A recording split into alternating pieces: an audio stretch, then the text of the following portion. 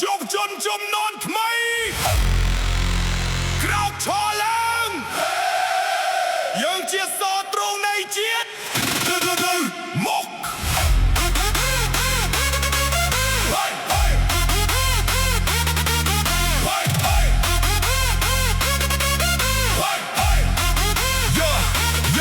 មើលមកទីនេះគឺកម្លាំងដូមហ៊ីមៀយុវជនខ្មែរឈាមជួរអ្នកសាងអង្គរវត្តា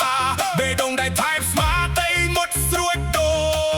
ចពេជ្រយើងមិនដើរទៅក្រោយយើងមានក្តីសង្ឃឹមដ៏វែងឆ្ងាយ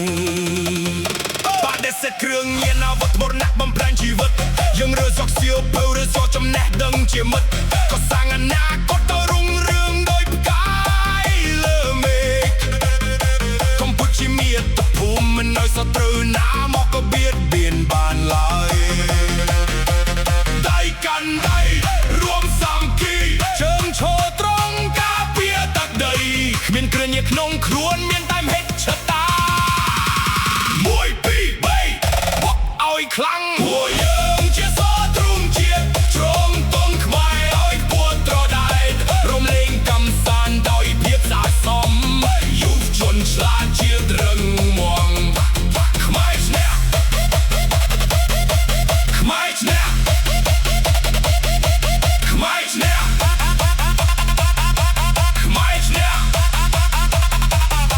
មិនមែនប៉ុន្តែពាក្យសំដីតែយើងធ្វើដោយសកំភៀបការពារប្រទេសឋានការពារបបឲ្យមានសន្តិភាពនោះព្រៀបដោយគ្រឿងញៀនជាអតីតកាលចំណេះដឹងជាជប់បានយើងជាកោសិកាដែលមានតម្លៃនៃសង្គមជាតិដ៏មហាអស្ចារ្យអាស្រ័យចាត់បាយជាមួយតន្ត្រីជាឆ្ងាយពីភាពអវិជ្ជមានកសាងកេរ្តិ៍ឈ្មោះកម្ពុជាอย่าបីរុនទូពេញផែនដីយុវជនខ្មែរឈរឈ្មោះមិនមានមោទនភាពរួមគ្នាទៅមុខឲ្យប្រទេសយើងភ្លឺច្បាស់ជាងមុន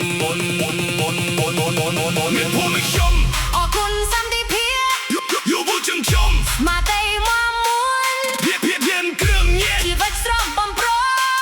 រួមគ្នាទ្រាំជាតិឲ្យរុងរឿងពួកយើងជាសទ្រង់ជាតិជ្រងទង់ខ្មែរឲ្យខ្ពស់ត្រដែតរំលែងកំសាន្តដោយភាពស្អាតសនយុវជនឆ្លាតជាតិរឹងមាំខ្មែរឈ្នះខ្មែរឈ្នះ